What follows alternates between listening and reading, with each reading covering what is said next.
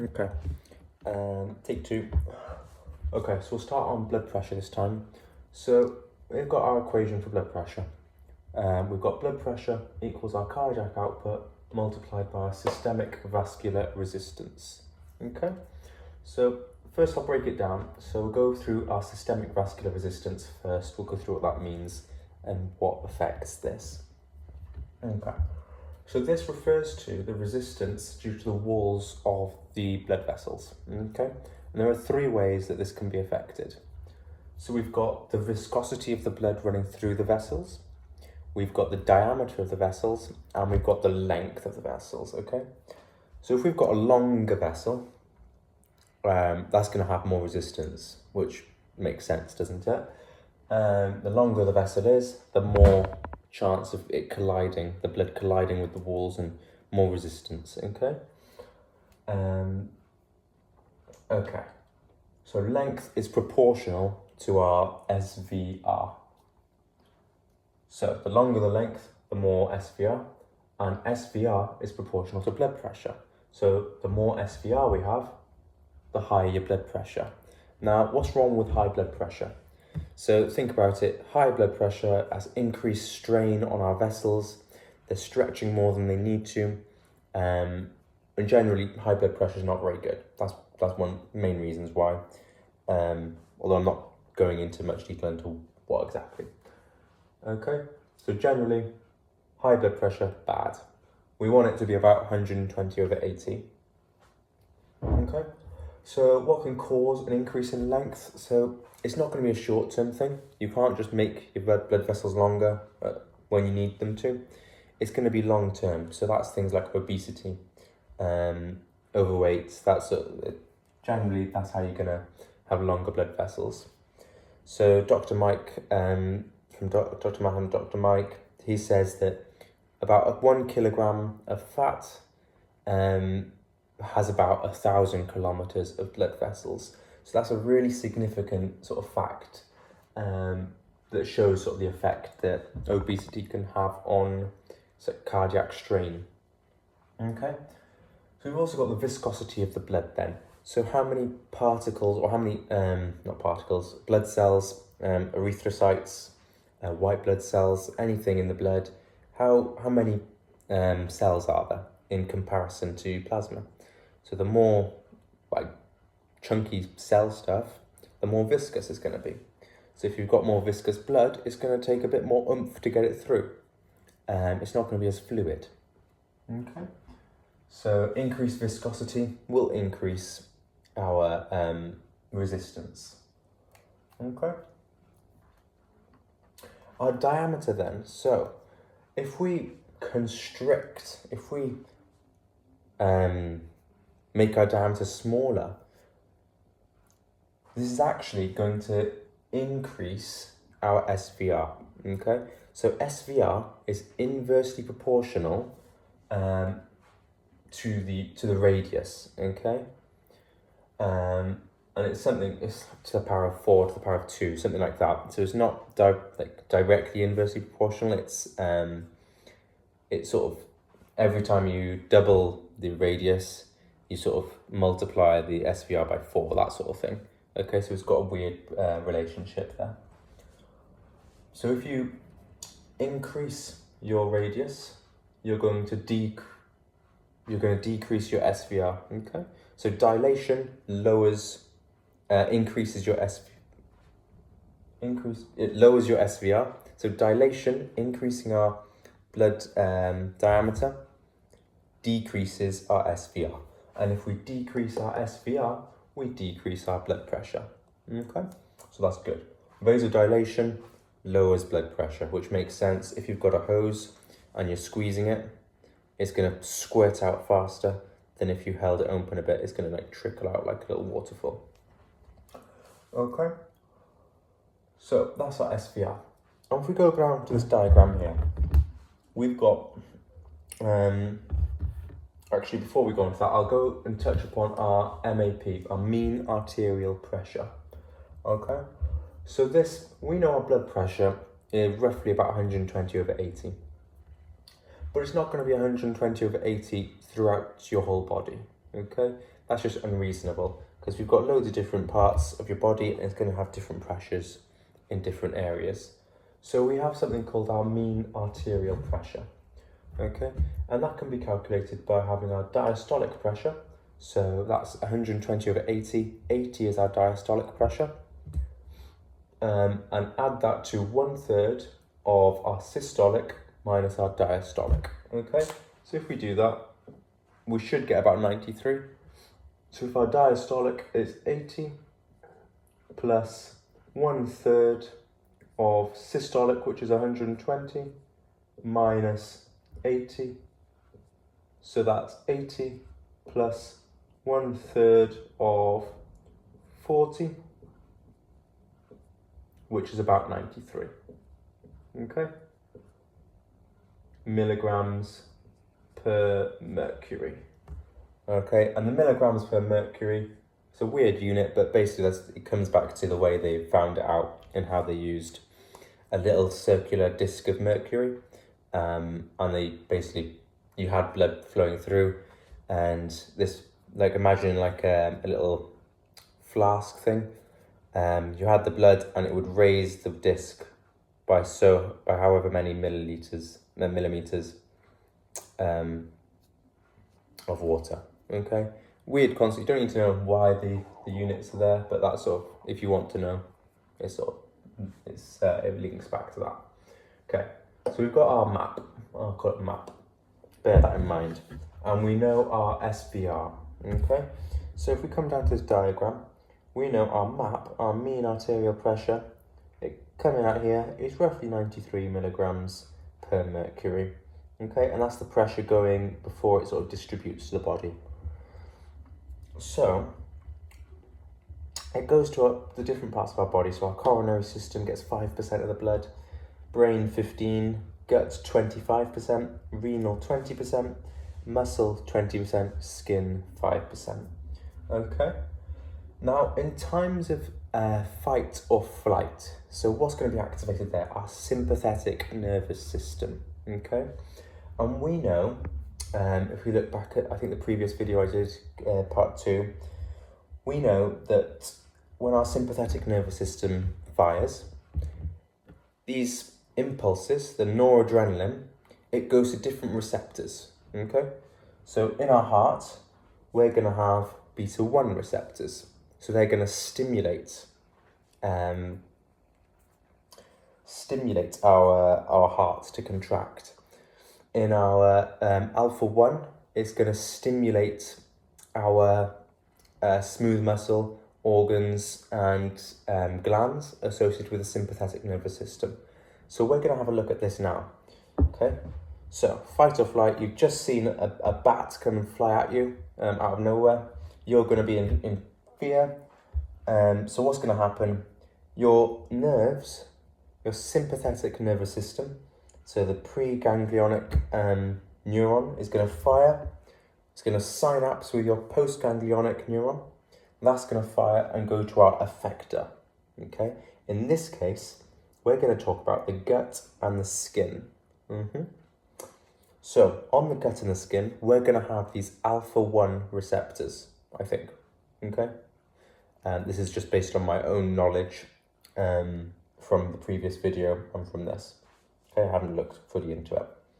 But from what I know, we're going to have our alpha 1 receptors on our skin and our gut, okay? And they're going to be stimulated. So they're going to contract, they're going to constrict, okay? So what happens when they constrict? The diameter gets smaller, okay? And now let's link that back to our SVR. If our diameter or radius is decreasing, that means our SVR is going to increase, okay? Now, increased SVR, what does that mean? We know our cardiac output is staying the same, okay? Our heart's still beating the same amount, although we know from a sympathetic nervous system, our heart rate's going to be stimulated by our beta 1 receptors, okay? So our heart rate, our cardiac output is going to increase, okay? So we know that, but bearing in mind for this, let's just assume it stays constant. So if our SVR is increasing, then that means our blood pressure has to increase too. Okay, so that makes sense, because if we look back here, they're constricting, aren't they? So this 5% blood that's going to our skin and this 25% of blood going to our gut, well, we don't need it going to our gut and our skin when we're about to crap ourselves. So they're gonna close off essentially, or more or less close off. They're not gonna fully close off. So the blood is gonna come back up here. So that means we've got an increased pressure in here, because we've got all this blood is going to be coming back up and bouncing back. If we think back to our seminilar valves, when the blood comes and hits the doors, pressure builds up. We've got that dichrotic wave. Okay, so this constricts. At the same time, we're going to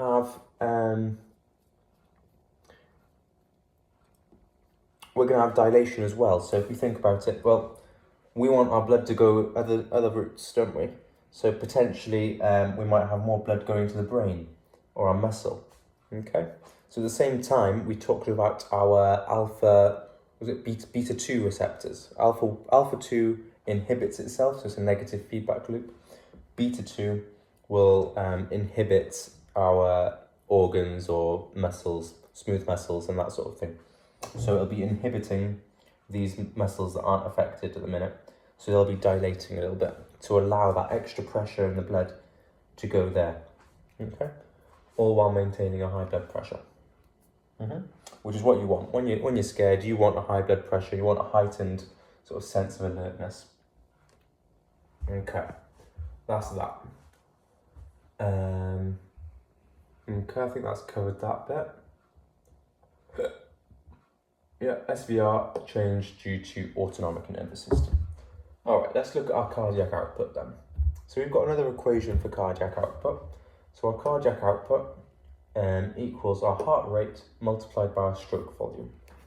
So I touched on the heart rate, that's essentially how many beats there are in a given minute. And this is chronotropic. So chronos, relating to time. So the Greek Titan, if we remember our Percy Jackson sort of stuff. Chrono, time. Okay. So on average, that's about 70 beats per minute.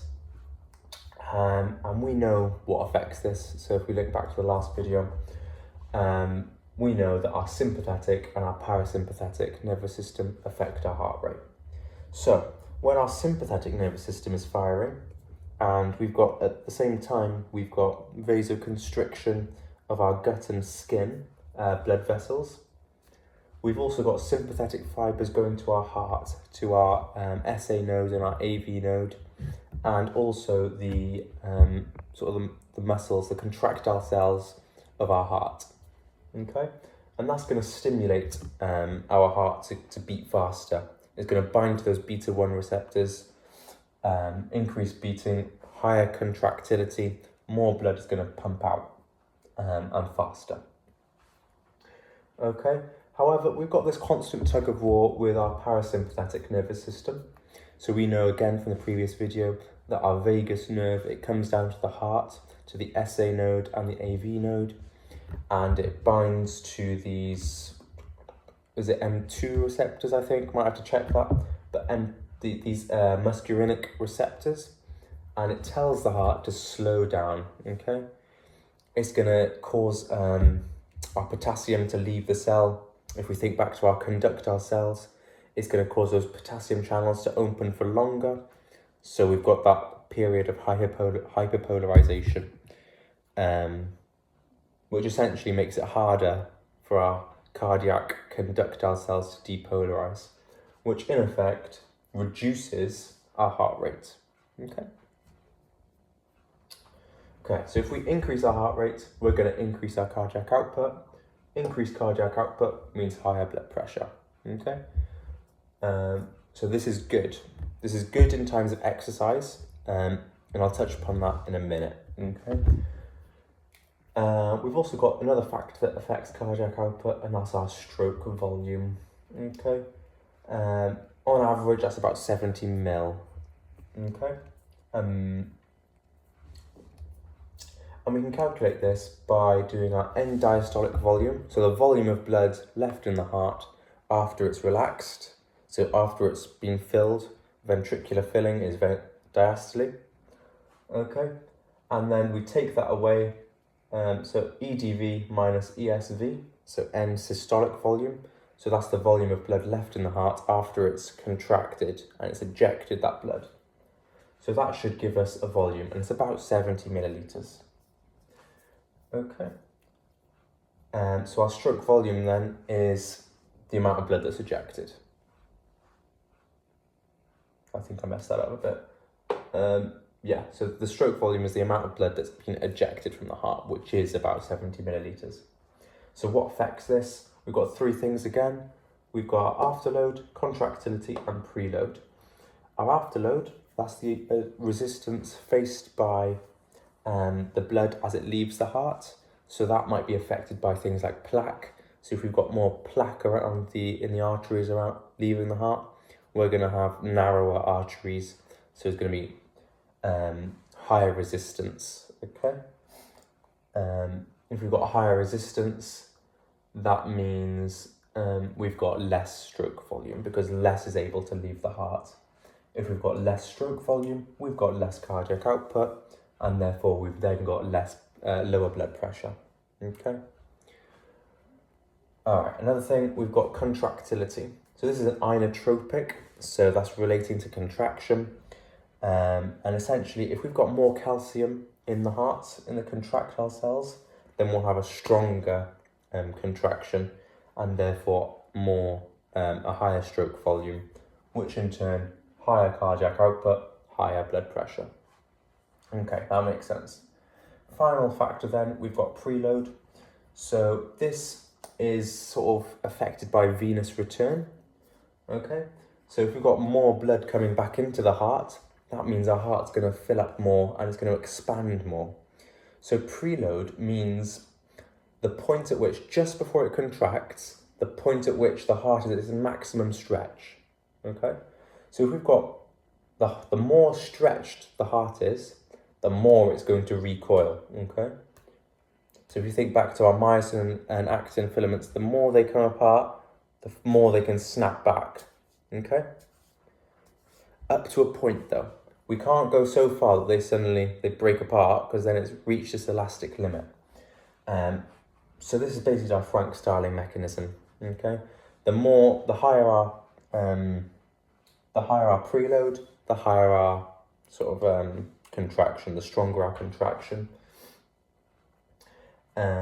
More stretch means more recoil, so more stroke volume, higher stroke volume. Okay, but again, this is sort of similar to Hooke's law, if you remember that. So elastic limits, it's directly proportional up until the point it becomes inelastic, so it's plastic. When it starts behaving plastically, it's not going to obey that law. So the more you stretch it, it's just not going to recoil if it's past its elastic limit. Okay, venous return then. Let's link this back to exercise. So I mentioned earlier exercise. So if you've got a venous return, so that's stimulated by exercise. When we're running, when we're doing exercise, we're contracting our muscles, okay? Now our veins, they sort of rely on muscle contraction a little bit. So if we're contracting our muscles, they squeeze our veins, and that promotes blood to return to the heart. It squeezes the blood back up. Best way I can describe this is in your legs. When you're running, the blood, because it has to come against gravity, it needs that muscle contraction to push the blood back up your legs. Okay, without it, you end up with lots of swelling in your legs. That's why old people, because they sat down for ages, they're gonna have like swollen legs because they're not contracting those muscles. So venous return, stimulated by exercise. Exercise increases preload, increases stroke volume, increases our cardiac output, increases blood pressure. Okay, that's good. Okay, exercise is good because I'm going to touch on this very briefly, but essentially, when we're exercising, we're stimulating our fight or flight response, our sympathetic nervous system. Okay, and when we stimulate our sympathetic nervous system, a series of things happen. So we have our noradrenaline, that neurotransmitter, our adrenaline, and two other things. Okay, So our noradrenaline and our adrenaline, we know that. And then there's two other things, I can't remember their names, but essentially they're hormones that go into the blood. Well, one was nitrous oxide, I remember that one. And one was something else, I can't remember. But essentially, they're going to stay in the blood. So after we finished exercising, our noradrenaline, which increased our heart rate, is going to stop. But the stuff in our blood, this nitrous oxide, so nitrous oxide, it dilates the vessels, okay? So this nitrous oxide is going to stay in our bloodstream, okay? So that's important because we've got a high blood pressure, but suddenly, when we're exercising, we've got high blood pressure, but suddenly, when we stop exercising, that heart rate is going to come back down, okay? So we've got nothing stimulating that high blood pressure.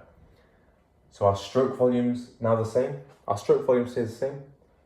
Our blood pressure, what do you mean? What was I saying? Our heart rate comes back down, our cardiac output comes back down. Okay, so it comes back to a normal level. So we now come back to our resting state. So after exercise, we're back at our resting state. But we've still got this nitrous oxide and this other chemical I forgot in our bloodstream, okay? So if we've still got this in our bloodstream, well, that's still having this effect. It's still having our dilated blood vessels. So that's going to lower our blood pressure, okay? So that's why exercise is important, really, because over long term, it helps lower your blood pressure. Because if you've got hypertension, exercise is really good because over time, it's sort of gradually lowering it, especially after exercise, and conditioning yourself, essentially. Okay, I'll go back onto the blood types because I can't be bothered to edit this in. So we've got 4 blood types, okay? Best way to imagine this is each blood type has a banner, okay? They have a banner on their blood to say who they belong to. Think about Game of Thrones, which house they belong to. So House Stark, they're going to have their own banner. They're going to kill everything that holds a Lannister banner, okay, or a Targaryen banner. They're going to fight each other unless they're holding the same banner. So we've got type A. So blood type A is going to have a banner with A on it. Makes sense? So this banner technically is an antigen, okay, but we're going to call it a banner. Ignore banner D, we'll talk about that in a minute. So it only has banner A. It's going to have an army or antibodies that fight B, because it doesn't have B. It doesn't have the B banner. So it's going to kill anything with the B banner. Okay, right, that makes sense. So we've now got type B blood. So that's got a B banner. It hasn't got any other banner, so it's going to kill anything with an A banner. Okay, that makes sense as well. We've then got type AB. Okay, so this has banner A and it has banner B. So because of that, its army or antibodies it's not going to have one. If you think about if we've got 2 people from different houses and they marry, they're going to share their blood, okay? And they're going to share their armies. So if you conquer someone, the more banners you conquer, the more armies you're going to accumulate. So the more people you've conquered, the more you have, and therefore there's no one left to oppose you. So if you've got all the banners, no one's going to oppose you, so you don't need an army, okay? Because everyone's on your side. So that's AB. And it's seen as our universal acceptor, okay? Especially when it's AB positive, which I'll touch upon in a minute. Okay, we'll then go on to blood type O. Now, blood type O, it has no banner, no antigens, okay? So that means it's sort of neutral. No one, it doesn't care whose side it's on, and no one cares what side it's on. So they're just going to ignore it. No one's going to take any notice of O, because it's not offended anyone.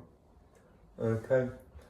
So, because of that, all the other blood types are O enemies. Okay. So blood type O doesn't like anything else, because it doesn't have any of the banners. So it's going to have an army that fights blood type A and blood type B. Okay? So this is what we call our universal donor. O negative is universal donor. Okay, which I'll come back to in a minute. I'm going to go over then our positive and negative. So this is due to our rhesus factor. Okay, this is what gives it our positive or negative. So think of our positive as just an extra banner. So if we've got a positive blood type, we've just got another banner, and that's banner D. Okay, so antigen D.